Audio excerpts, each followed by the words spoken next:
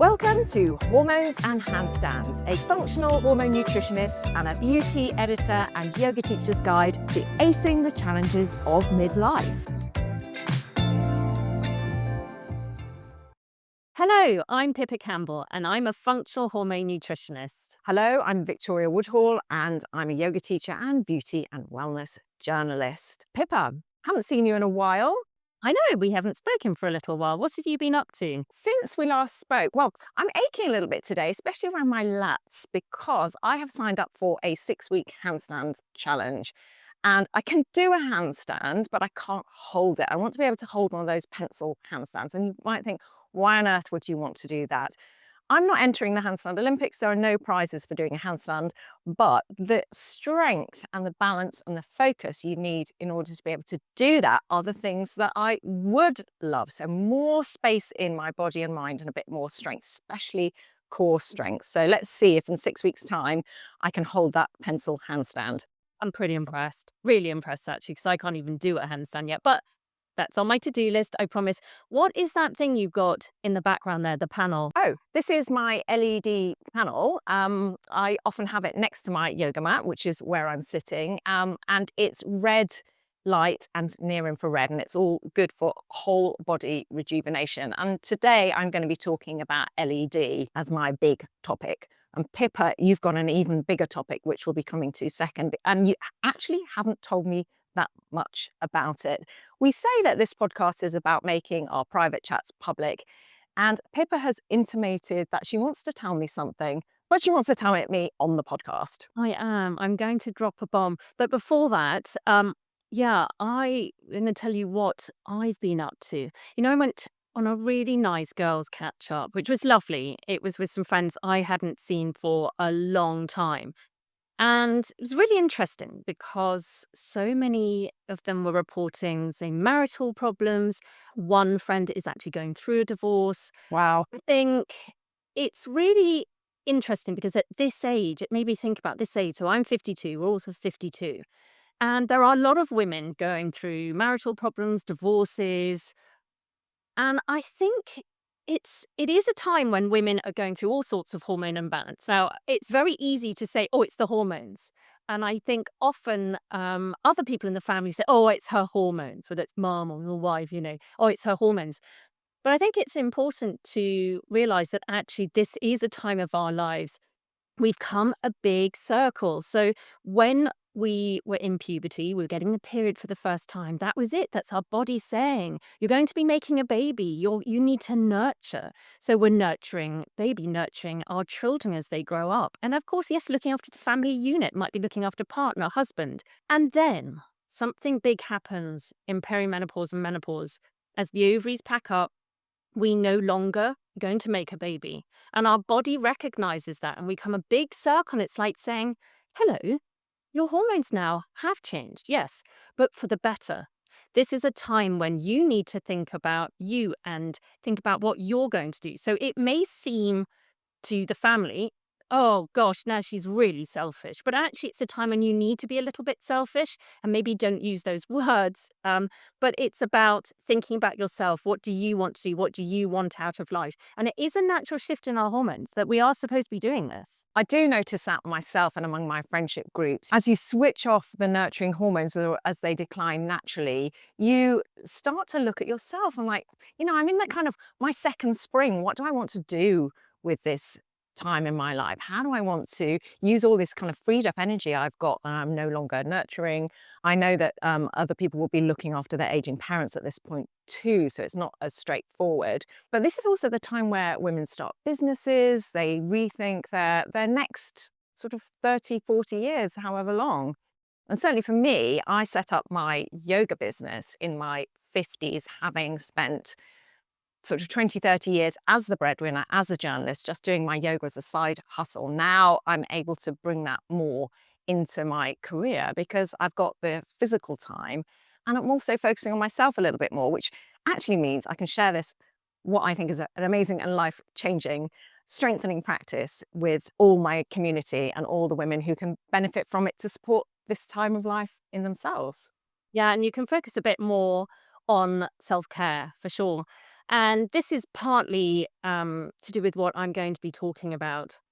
So I want to tell you all about da da da my very first psilocybin journey, aka magic mushrooms. Wow. Okay. I can't wait to hear about that. Wow. Okay. How this came about. So I was always a bit of a, I suppose, anti-drug person, not something I'd really ever considered. And then a couple of years ago, I went to the International Functional Medicine Annual Conference. I'm a member of IFM. And at the very end, there was this psychiatrist from Colorado where psilocybin had just been legalized. And he announced that in 3 weeks' time from then, he was stopping prescribing all prescription medication, so antidepressants, things like that, all the conventional medicines, and moving over to psychedelics. And I was like, what? I know. I know. I Oh, was like, this is crazy. This is the first I'd really looked into it. Honestly, I was like, what is this? I have to say, I have come across this conversation, but from medics, from doctors, I know doctors are getting really interested in this and doing the journeys themselves. So my radar is a little bit kind of pricked about this. I'm really fascinated to hear what your journey is because it's moved from the kinds of the woo-woo sphere. It's definitely moving into kind of more mainstream. I wouldn't say it's mainstream yet. Medical conversation. Exactly. And even since then, so since I went to um, listen to that lecture, a lot has moved on even from then. And Huberman talks about it in his podcast. And I want to note before I have this conversation with you about this, that magic mushrooms, psilocybin, is a Class A drug. I'm not recommending it, not endorsing it. This is not medical advice. I am just talking about what happened to me. So just to sort of bear that in mind. Um, so I went to this lecture and it opened my eyes. I thought, wow, this is really interesting. But I didn't think much more about it. Then various stresses were going on after that in my life. Friends. It was mainly to do with friends had been diagnosed with terminal illnesses. And this definitely started to affect me. And I developed some health anxieties. I was worried about my children. I was worried about myself. And then I had a breast scare, but it was fine. It's all turned out to be fine. But I had this breast scare, and that really frightened me, especially as we had friends who were terminally ill and passed away.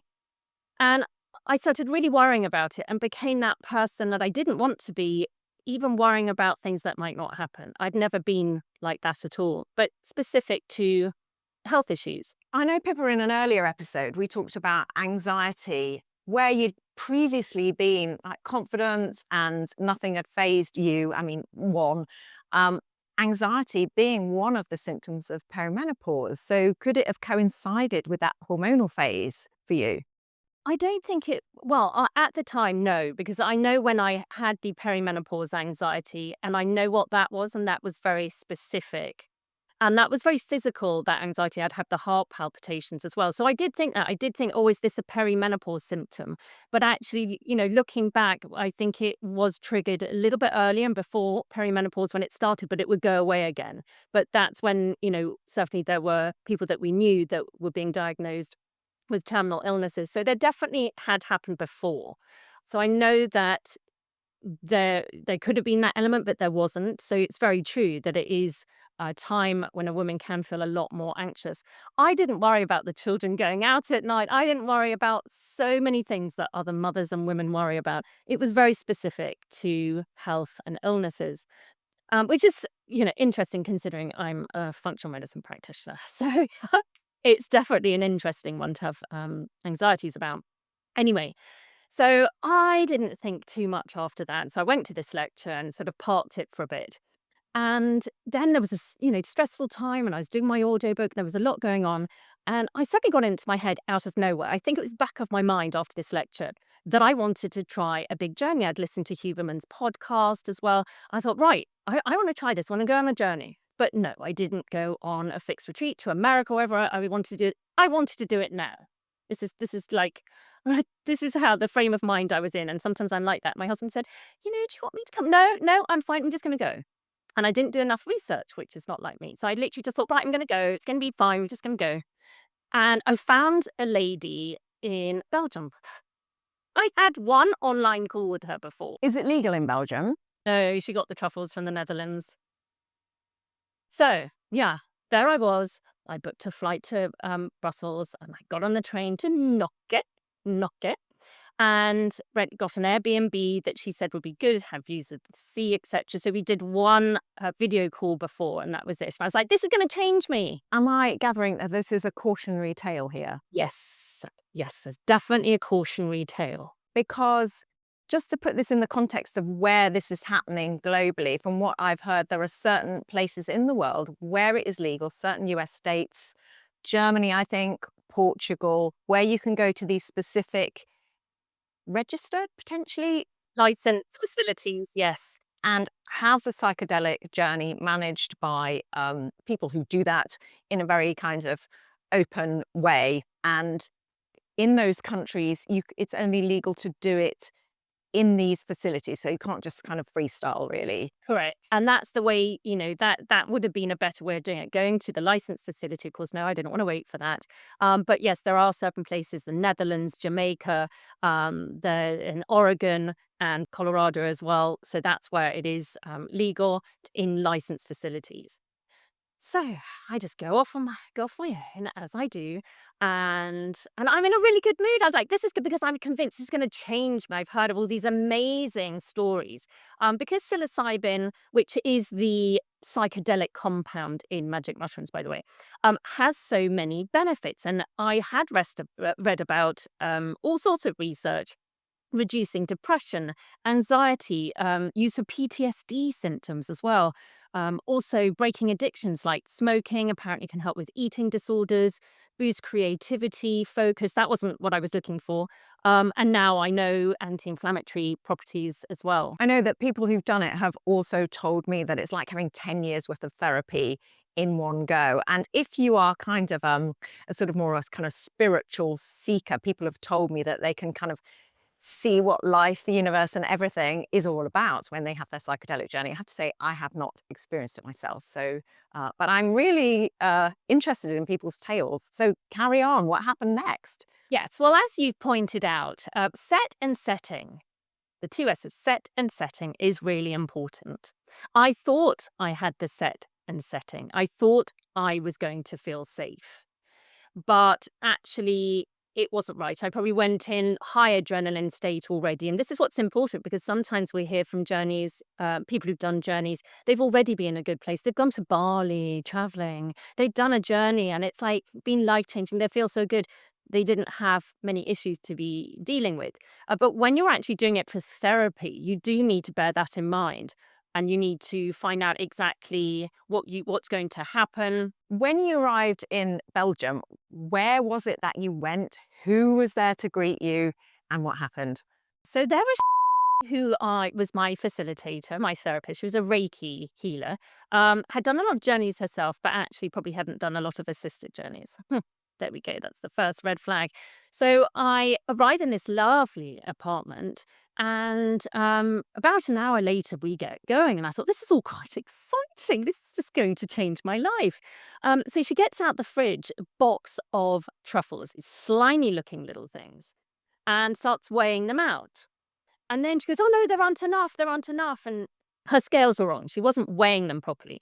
So anyway, I should have seen this as like, does she really know what she's doing? So she was weighing out these fresh truffles, which she'd got from the Netherlands.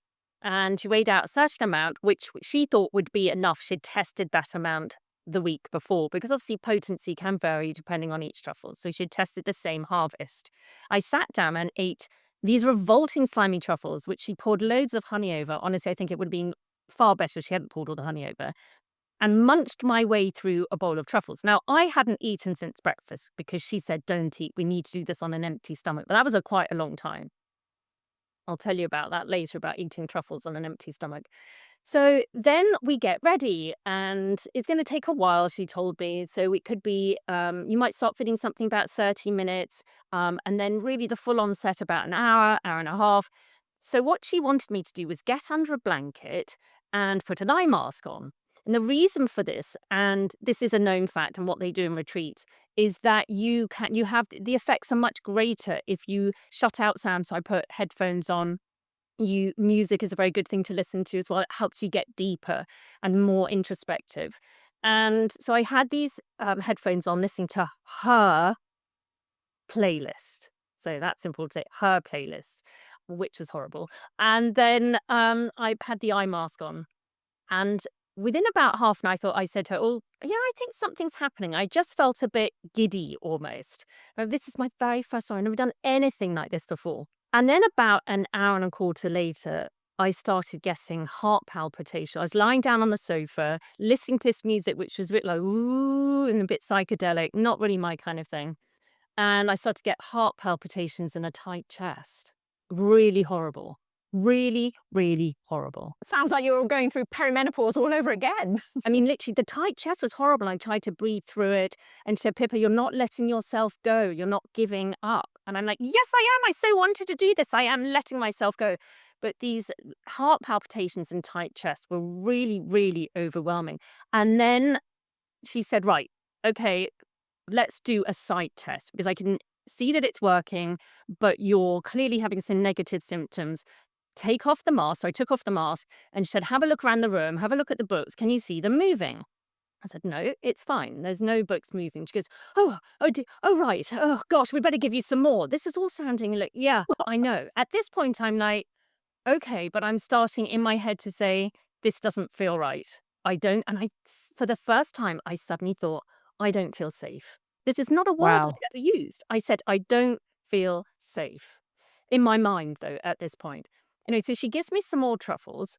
And then she goes, "Oh, I might as well give you the whole lot." I went up to a huge amount of truffles, which is called to a heroic journey, a hero's journey. So literally, that was all the truffles she had. It was the highest level. And she said, "Then put the eye mask back on, listen to the music." It got worse. So then half an hour later, I'm more heart palpitations, more anxiety. I keep saying I don't feel safe, and I keep saying I want to speak to my husband. Did you say that out loud to her? "I want to speak to my husband." Yeah, I started to say that out loud, and she kept saying, "Well, why do you think you want to speak to your husband? Why do you not sort of think you feel safe?" A couple of, and then this sort of church music started coming in. Oh my goodness, I started seeing nuns. So there's loads of psychedelic colors, which So by now you were hallucinating. I was full blown hallucinating. I had all the psychedelic colors coming in. And then this music came on, and I was in a cathedral, and there were all these nuns coming at me. I know. And it gets really, I really am not feeling, happy, and I really don't feel safe. I take off my eye mask temporarily and look at her. She looks like a witch. She's got long dark hair and her teeth are jumping out. I was like, "Oh my God, it's a witch. She's a witch. She's a witch." God, Pippa, this sounds So horrendous. I put the eye mask back on. She said, "Look, you need to try and surrender to it." And I do my breathing. I really try and breathe into it. And then, next thing, I hear crunching noise. And it was so loud. It was like it was right in my ear. And do you know what she was doing? I lifted up my eye mask. She was eating flipping rice crackers. What? Was she a bit bored? Just sitting there eating rice crackers. Now, the thing is that when you are on these psychedelics, your senses are really tuned in. You can hear more, you can smell more, you can see things, of course, everything like, it's the sight people talk about. But what people don't talk about is the other senses. It was like she was crunching those rice crackers in my ear. Literally, no joke. And this is driving me nuts. And there I was, then heart palpitations, tight chest, and then back again. The nuns were coming in, changed the playlist because I said, "I hate this playlist. It's horrible." Managed to change the playlist. That was better. I can see she's panicking now. Then, honestly, don't know what she was on. Then I smell burning. And I was like, "She's a witch. She's burning me. She is burning me." Yeah, seriously, I thought I was on fire. Lifted up my eye mask again and go, "Oh, what's that? What is that? What is that? What's burning?" And she comes over and she touches me on the shoulder and she goes, "Pippa, it's okay. I just lit a candle. You could smell it before I could. I've blown it out now." I mean, what the hell? Why would you do that? Why would you suddenly just like start lighting matches and light a candle in the middle? This is just nuts. So then she's actually driving me nuts at this stage. I'm not feeling safe. She looks like a witch. I thought she'd been burning me. She's crunching these flipping rice crackers. And she'd unleashed the nuns onto you. Yeah, and the nuns, these spooky, weird nuns that are like coming right at me every time I put the eye mask back on again. And she says, let's do another sight test. What is a sight test? See if I'm really hallucinating. So, of course, I am with the eye mask on, but to see whether I'm at the right level, apparently I should see things moving just around the room.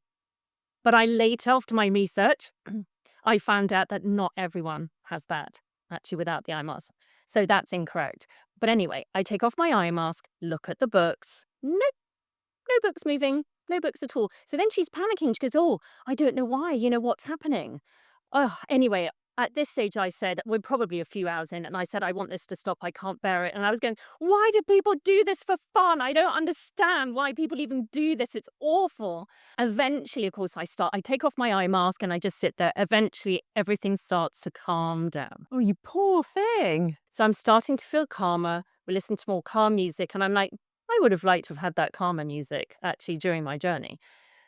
Then I run up to the loo and I have sick and diarrhea. Oh my I God. am, no joke, awful. It's like coming out both ends big time. I only just made it to the loo and it's awful. I can't stop. So I later found out that she said, oh, it must be, purging. I later find out that that truffles at that amount, you shouldn't have on an empty stomach like that. In the retreats, certain retreats, they make it into a tea so that then you are not actually having that psychoactive compound on raw stomach, which can cause nausea. So that's why it happened. Almost thank goodness you threw these things up again, that they were out of your system. Well, I think they'd already started to, they'd already done their job and they'd already worked. So actually, I was just throwing up just what was left, really. So I was supposed to be there for 2 nights. So we had that night, went to sleep, but I had to get out of there. I was like, I'm getting out of here tomorrow because I was supposed to stay another night when she wasn't there for reflection. Okay. And I had my journaling. Yes. And I had my journaling. I was supposed to spend another day walking on the beach for reflection. I could not wait to get out of there fast enough. I managed to change my train, change my flight. I was literally ready to get on a train the next day. And before we left, we sat down and did a little review. And this is what she said. Pippa, I don't think you surrendered yourself properly. That's why you have all those negative effects. And she said, Pippa, I think you might have been burnt in a past life. Oh no. She said, I might have been on a stake or something in a past life. And that's why I panicked and thought I was on fire. Don't know about that one. She made me feel like it was all my fault and it was all sort of me. Now, look, it probably was because I should have actually looked into where to do these things properly, setting and the right timing and my frame of mind I was in. Anyway, so I'm on the train the next day, back up to the airport, cannot get away sooner. And I'm suddenly flooded with happiness. Flooded. Wow. Yeah. Sort of more happiness than you'd experienced in a long time. It was like euphoria. I mean, like not a normal happiness. I mean, this was just like extreme happiness. I felt great. And I thought, this is weird, but it must be because I'm so pleased to get the hell out of there. But you see, I hadn't done my research enough and I hadn't really looked into post effects of what happens. I'd only really thought about the actual journey. This happiness stayed with me for a good week, like this intense happiness. And I felt good for even longer than that after. So after that, as soon as I got back, I was all over the research. So I'd had this really horrific journey that said, right, that was awful. I'm never going to, at this point, early point, I'm never going to do this ever again. And then I did all this research and I found it really interesting what I found because all the effects that I had, the negative effects that people aren't really talking about can happen, especially if you're struggling with anxiety, but also if the setting is wrong. So people aren't talking about the bad journeys and anyone can have one. It can happen. But what I was really interested in was the effects after. Pippa, can you explain the set and setting for us? Yeah, so it's basically, I suppose when you're looking at, you've got to be in your the frame of mind that you're in. So that is set means mindset. Yeah, so mindset and thinking about where you're in, how much you're going to actually then take of the mushrooms. Setting it is literally the environment and who you're with, the person who's sitting with you, for example. That's called a sitter. So the person who's sitting with you. So simply put, what frame of mind are you in when you're going to do something like this? If you're going from a really hectic couple of weeks straight into doing a journey, that's not ideal either. So retreats do actually prepare people before. Right. So that is something that you've learned subsequently. Absolutely. And also that anyone at any point could have a negative journey. Okay, because we don't hear enough about those. There are so many amazing stories that I've heard, and incredible. It changed people's lives. Depression, PTSD. Um, but I was really interested in this intense happiness after, because, of course, psilocybin works on the serotonin receptor in the brain. And there can be downstream effects also into the gut, serotonin receptor in the gut, but it's really working the serotonin receptor in the brain. And there's this long-term benefits and neuroplasticity. So it's not like a quick in and out. It can actually change things permanently, very different from how an SSRI works. So I had this intense happiness for a week, and then probably weeks after, I definitely felt just happier, I would say. So I researched, and researched. I thought this is really interesting. I spoke to people all over the world, doctors, neuroscientists, the retreats, spoke to Beckley and one in Oregon conference. I spoke to another one in Colorado. And I just gathered more and more and more information. I was going crazy for the research, crazy. I've got it all. I listed it all, put it all in a nice sort of folder. So I started looking into all of that. And also the fact I did truffles. What does that mean? What about the strain of the truffle? What about truffles compared to mushrooms? So this is where it really, got interesting, because I thought when I first did it, I thought I'm never going to do this ever again. And I did, but not a big journey. I did not. I have never done a hero's journey since. What I did do with all this research after, I started to do some just smaller therapeutic tricks. But when I say tricks, it was nothing like that. I mean, that was a huge amount, which means just much, smaller amounts for therapy. So, horrendous experience aside, do you think that it addressed what you wanted it to do? Not that journey, no. It didn't, because, yes, I was very happy after, but the whole experience was it made me feel so it was so horrible, the experience. Mm. But actually, yes, the other journeys I have done, it doesn't replace anything. Like my diet, my supplements, it absolutely doesn't replace that. It's something just slightly different. What it's enabled me to be is a little bit more spiritual. Yes, a little bit calmer. Journaling, which I wasn't able to do so well before. And journaling has definitely been helpful. And where are you with the health anxiety now? I'm in a good place. Touch wood, honestly, touch wood.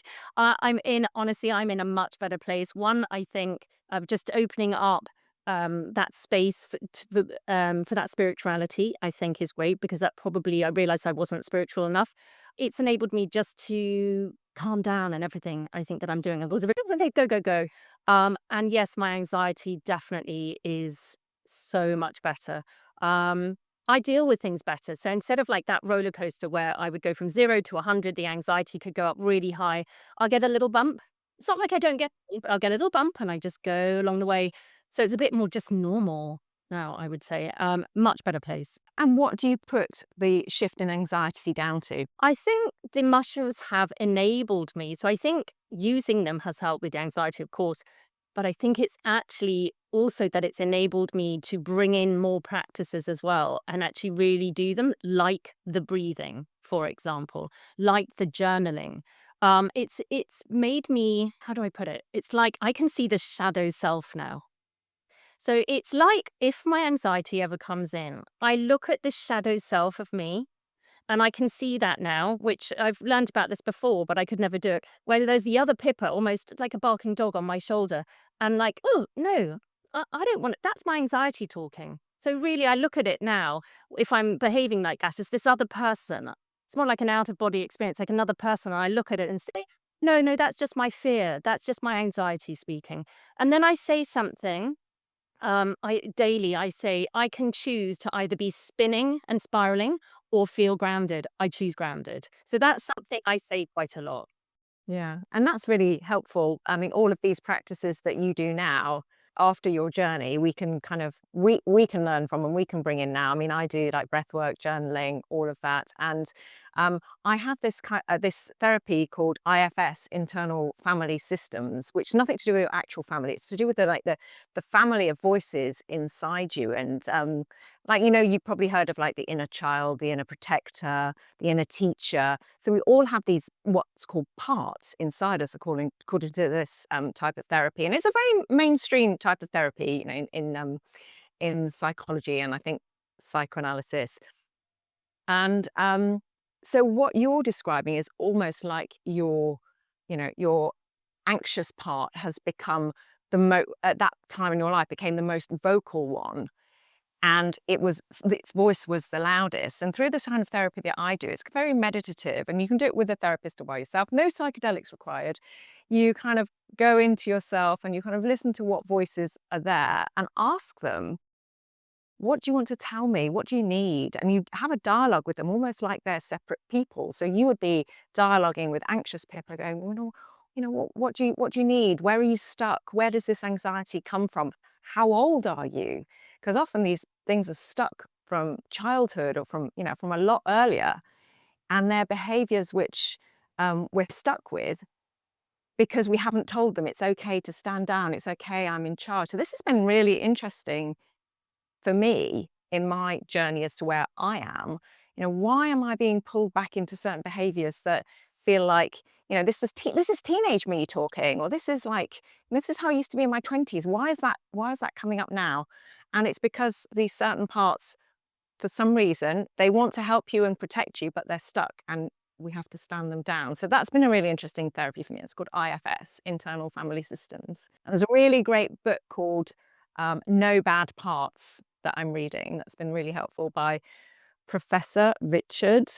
I'll have to put it in the notes. I can't remember his name, but he's the creator of IFS. I'll have a read of that. And if anyone wants to understand more about psychedelics in general, there's the 4-part series called You Can Change Your Mind by Michael Pollan. And then there's a specific psilocybin one documentary on Netflix as well, called Fantastic Fungi. And it's just a beautiful sort of film. So people want to understand that more and a little bit more about the science and how it's being used as well in clinical research. It's good to understand. Yeah, I think it's because they're doing an awful lot of research, and actually Imperial College London are doing research at the moment. They're doing studies with microdosing, and they've got psychiatrists involved using that, so they're prescribing it. I don't know where the future holds. I really don't know. I mean, Jersey, where I live, there's actually medical cannabis here that some people take. So I have no idea about the future of psychedelics and microdosing. I imagine it's a tricky one because at bigger doses, of course, it's hallucinogenic. So, but it's certainly going to be interesting to see where it goes. Yeah, and the regulation around it, because then you at least be getting it in safe hands and in a safe environment, unlike your My rogue nun learning. experience. Yes, I know. Yes, my rogue solo experience. Yes, of course, it is in the UK a Class A drug. So Yeah, yeah. Well, glad to hear you're back down to earth and you've survived it and you took something positive from it. I was going to talk about LED today, which is segueing into another health trend, but not quite as adventurous as yours. But it's one of the things I get asked most about, and it's I've got my red light panel here, my sunlight one, that I do my meditation in front of. And absorb it in the whole body. But it's just such another huge trend, and it's growing. And it's, again, something that people want to leap on, but they often don't know what to invest in because these things are expensive. This panel, for example, that I've got here is a really good one. It's by Sunlighten. It's £2,000. Should you invest or shouldn't you? There are LED masks. There are LED panels. Yes, little red light boxes. So there's two things. One is LED or red light therapy for wellness, as it's called, and the other one is kind of the more beauty aspect. So red light was developed initially LED by NASA because they saw this accelerated aging in space and they wanted to try and counteract that.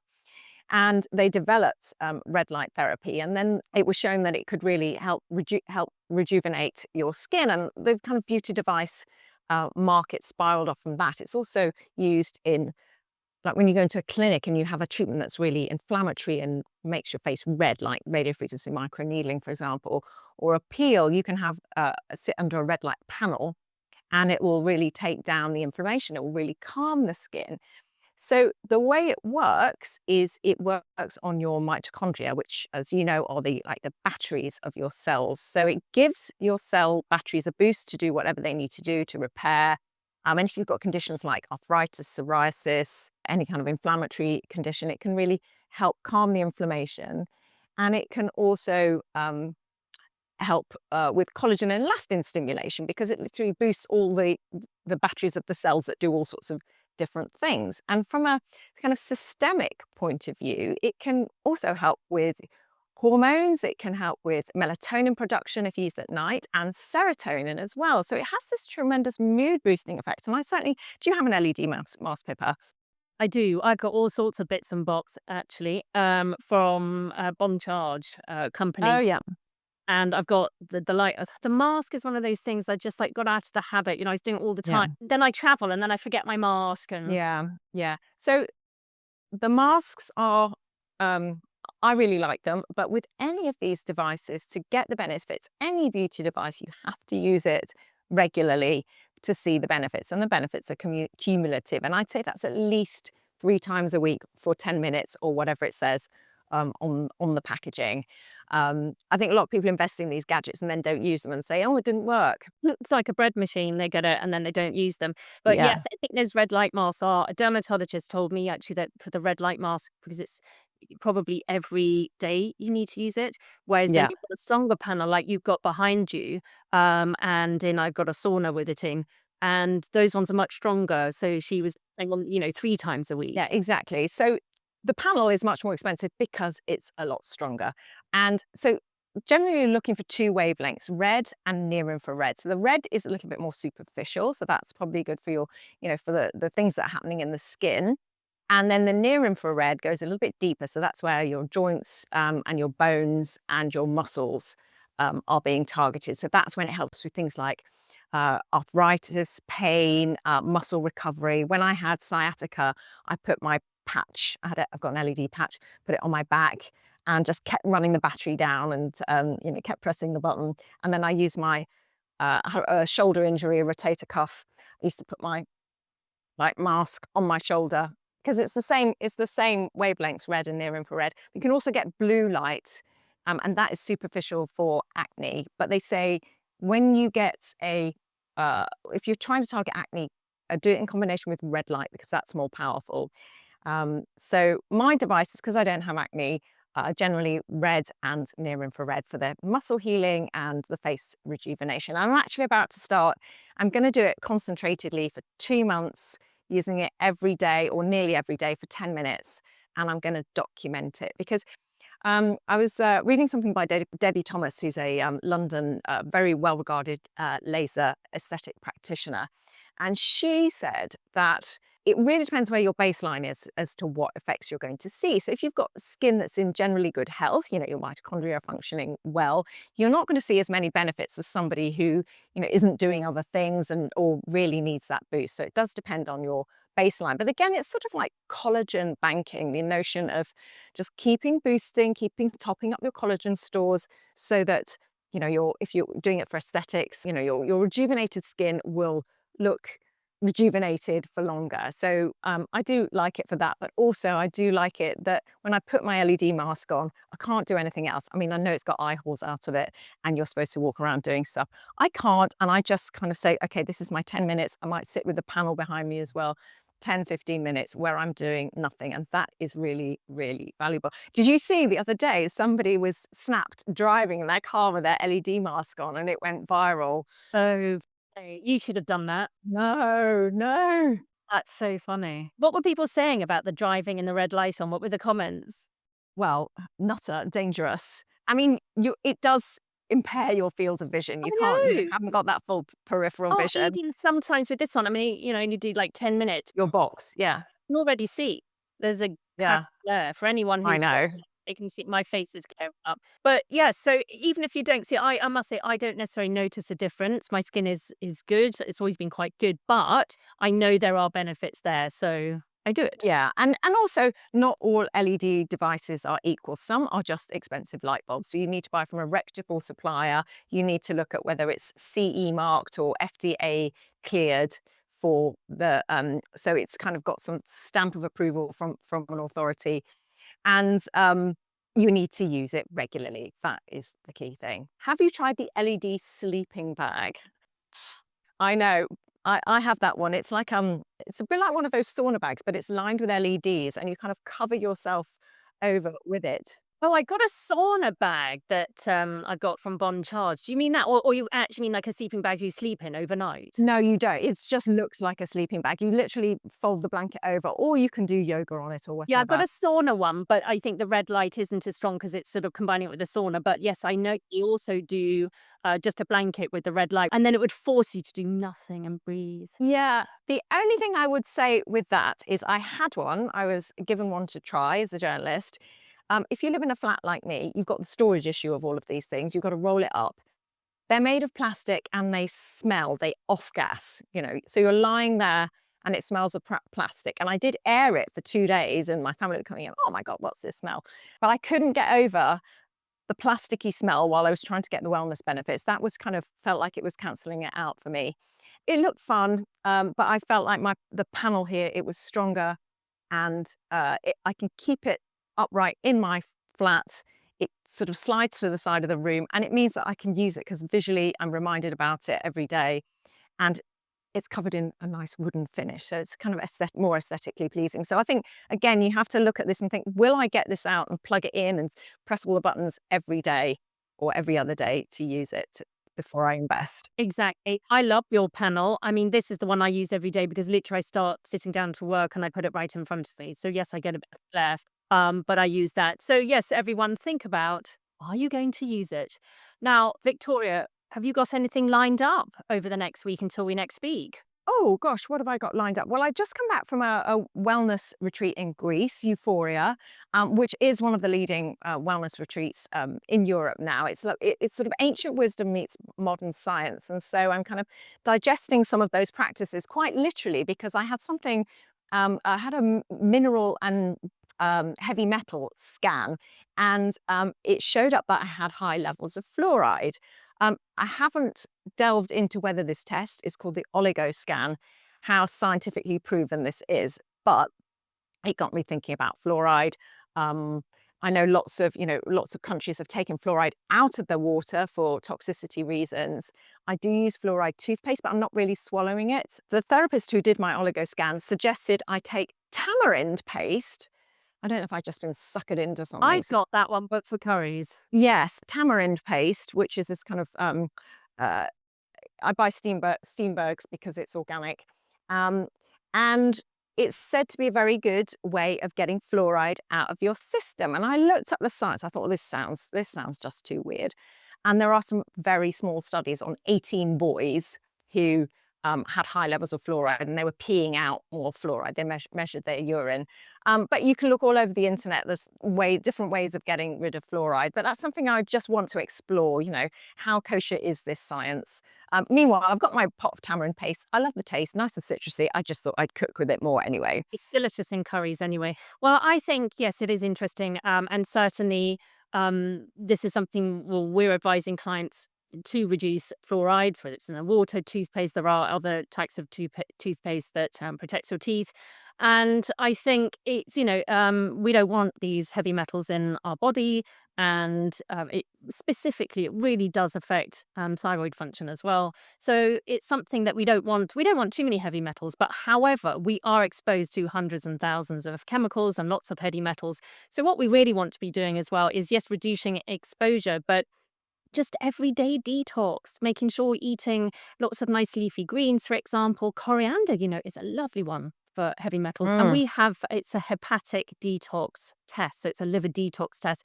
So not just measuring what heavy metals you've got, because we're all going to have a certain amount, but we can actually see how well your liver is working. So how well you're detoxing through phase 1 and phase 2 of the liver.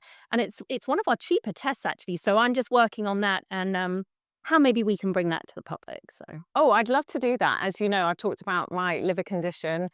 my slightly malfunctioning liver with Gilbert syndrome. It's not life-threatening, but it just means I have to be a little bit careful with you know, things like alcohol and other things that are hard work for the liver. So I knew you'd know the answer about fluoride. And you mentioned other toothpastes that are protective against cavities. And the ingredient I know from dentists to look out for is hydroxyapatite. And there are quite a few of the newer toothpastes that have that ingredient, and that is protective in a similar way to fluoride. And it's non-toxic. Yeah, and you can get that Hepe ingredient in toothpaste, even on Amazon. So do look there. Risewell is a nice brand. Or Parla. So Parla is formulated by dentists, Parla, and they do toothpaste tablets. They do it with one with fluoride and one without. And they are, as toothpaste tablets go, they are pretty nice. My son loves those. They kind of, you chew them and then the paste is made in your mouth, and it feels quite nice. Interesting. Yeah, there we go. Everyone, until next time, when we make more of our private conversations public, or sometimes things that we haven't said as well. I know. It was a corker today, Pippa. I wasn't expecting that. I know, shocker, everyone. Anyway, thank you for listening. And we'll see you again soon. Bye. Bye. If you enjoyed this episode of Hormones and Handstands, don't forget to follow or subscribe wherever you get your podcasts. And if you love this episode, please do leave us a review.